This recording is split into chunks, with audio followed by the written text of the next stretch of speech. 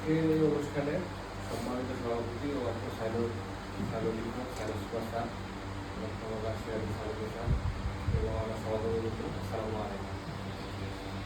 আমি আজকের এই শুদ্ধাচার পুরস্কার বিতরণ অনুষ্ঠান এবং বিদায় সংবর্ধনা উপলক্ষে দুই তিনটা বিষয় নিয়ে কথা বলব। প্রথমে আসলে যে বিষয়টা নিয়ে কথা বলতে চাই সেটা হচ্ছে যে 2014 সালে যখন আমাদের ব্যাচ 33তম বিশেষ খাদ্য কাটার ব্যাচ যখন আমরা খাদ্য বিভাগে যোগদান করি, তখন হেড অফিসে আমরা 7 দিন ছিলাম এবং হেড অফিসে আমরা বুঝতে পারতেছিলাম যে আমাদের প্রস্তুতিগুলো কোনো সাইলোতে হবে।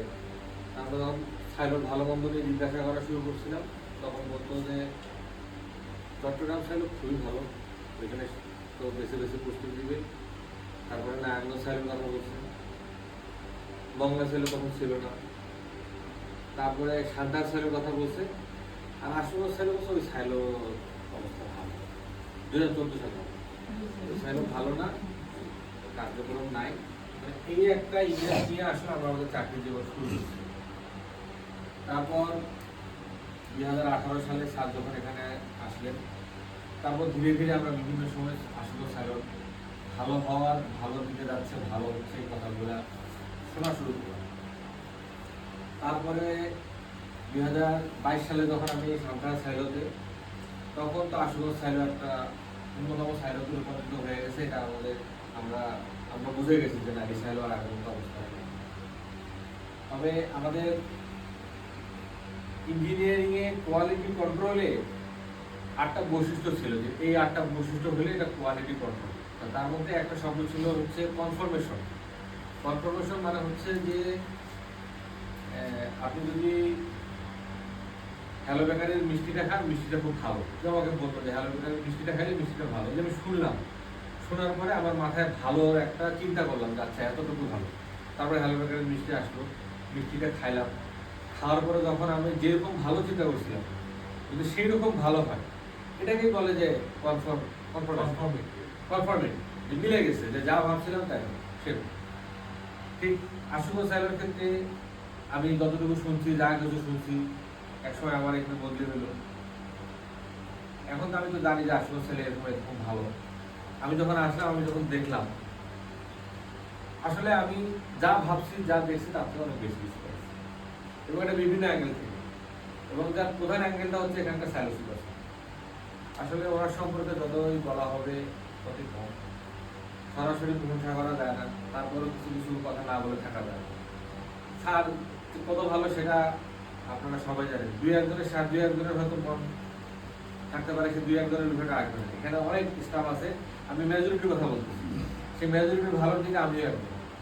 স্যার বিভিন্নভাবে মুশফিক কিছুক্ষণ আগে বললো যে মুশফিককে বিভিন্নভাবে স্যার সুযোগ সুবিধা সহযোগিতা করছে, যেরকম মুশফিক কৃতজ্ঞ।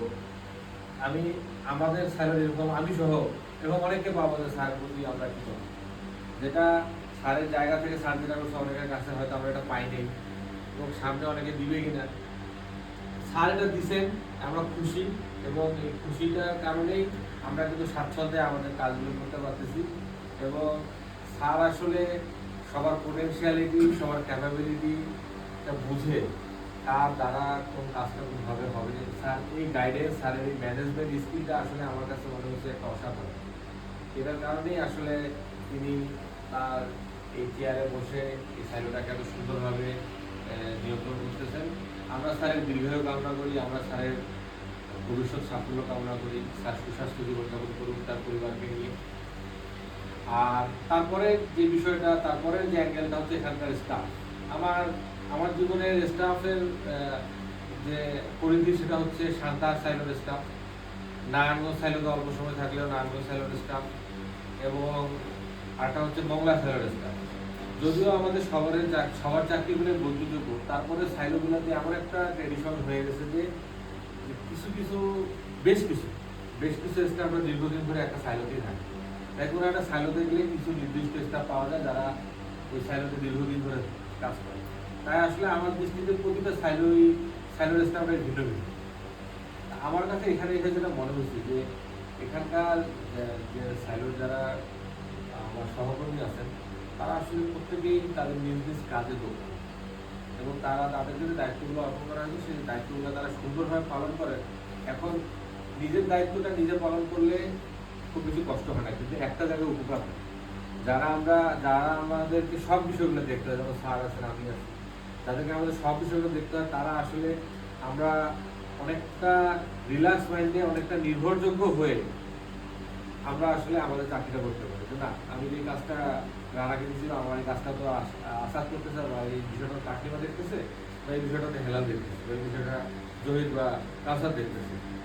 এই যে আমি হয়তো অনেকের নাম নিলাম না, যাদের নাম নিলাম, এই যে একটা আমাদের কিন্তু আস্থা, হ্যাঁ, বললাম যে আমাদের যে আস্থা যে এই কাজটা হবে, এটা আসলে আমি এই সাইডতে যেটা পাইছি, সত্যি কথা বলতে আমি অন্য সাইডতে এই লেভেলে পাই না। লেভেল থাকে না বিভিন্ন, আর এই সাইডের লেভেলটা আসলে অন্যান্য সাইডের থেকে 2-3 লেভেল উপরে। এটা আসলে আমি চাবো আমাদের সহকর্মীদের কাছ থেকে এটা ধরে রাখার জন্য। আর আরেকটা বিষয় বলতে চাই যে আজকে শুদ্ধাচার পুরস্কার বিষয়ে আমি একটু সংক্ষেপে বলতে চাই। শুদ্ধাচার পুরস্কার বিষয়ে যে শুদ্ধাচার পুরস্কার সাইলোর জন্য এখন যে নতুন নীতিমালা 3টা ক্যাটাগরি আছে।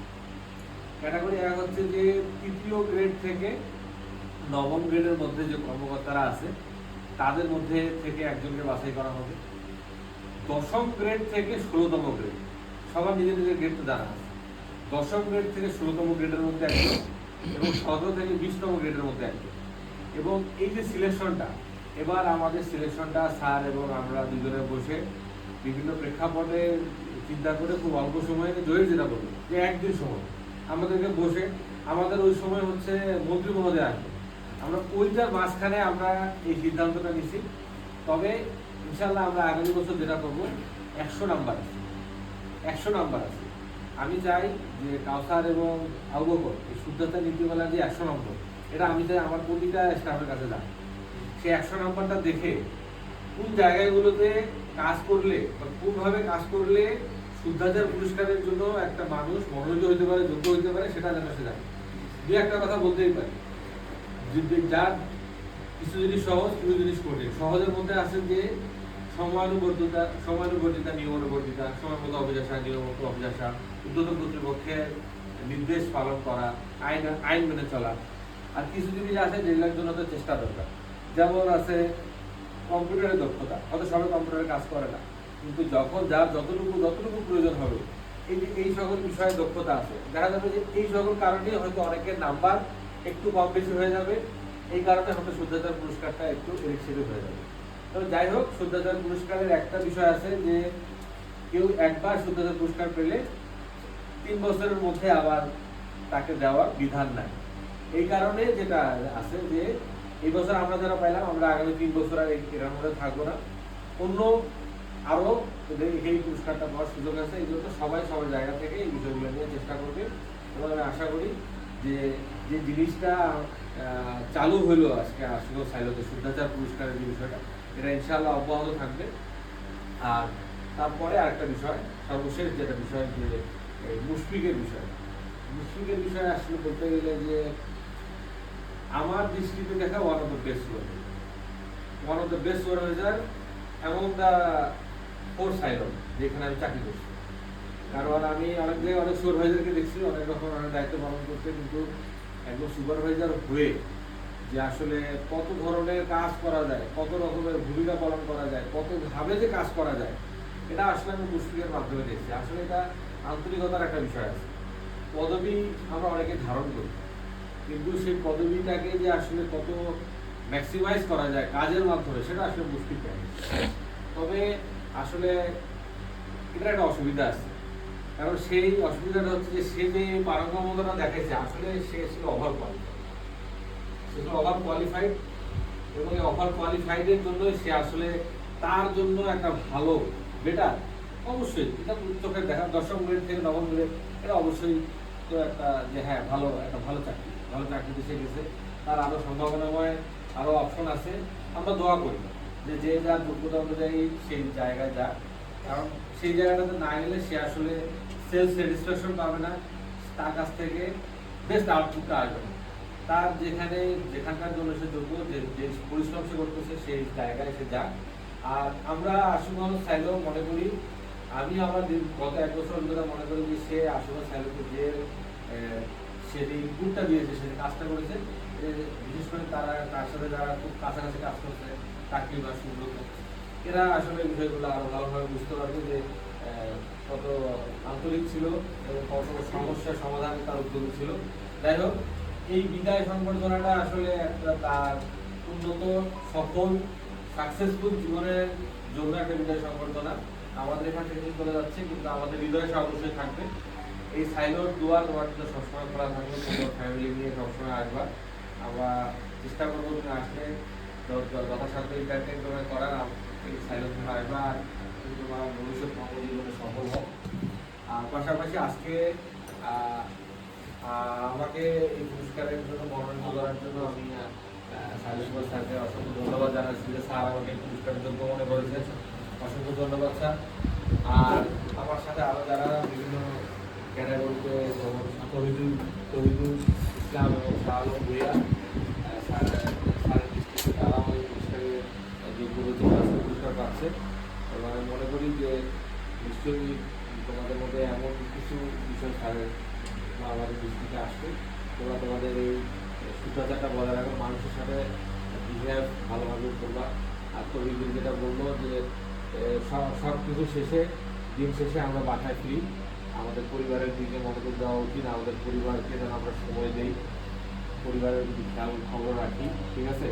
পরিবারের জন্য যে কোনো সমস্যা যদি হয় আমরা সেটা সমাধান করবে, আমি আছি, স্যার আছে, আমাদের সাথে কথা বলে এখানে আমাদের যেহেতু স্টাফ আল্লাহ রহমতে মোটামুটি অ্যাভেলেবিলিটি আছে, যে কোনো প্রয়োজন যদি হয় একজনের দায়িত্ব আমরা 3-4 দিনের জন্য, 2-3 দিনের জন্য ছুটি হোক, যেভাবে যদি তোমরা যারা দূরে আসে, এগুলো বিষয়ে আমরা ইনশাল্লাহ সর্বত্র আমার জায়গা থেকে আমরা চেষ্টা করবো সহযোগিতা করার জন্য।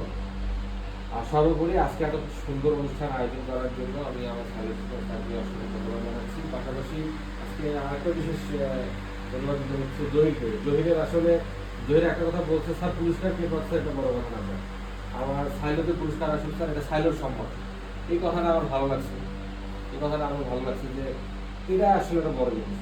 পুরস্কার হয়তো আমরা অনেকে হয়তো পাবো না, পুরস্কারটা বড় কথা না, বড় কথা হচ্ছে যে এই যে একটা অনুষ্ঠান হচ্ছে একটা সাইলোর সম্মান, মানে অন্যের সম্মানের মাধ্যমে নিজের সম্মানটাকে বড় করে তোলা, এটা কিন্তু আসলে একটা বড় রকমের একটা মাইন্ডসেট, মানসিকতা। এই মাইন্ডসেটটা থাকলে আসলে জীবনে অনেক দূরে এগিয়ে যাওয়া সম্ভব।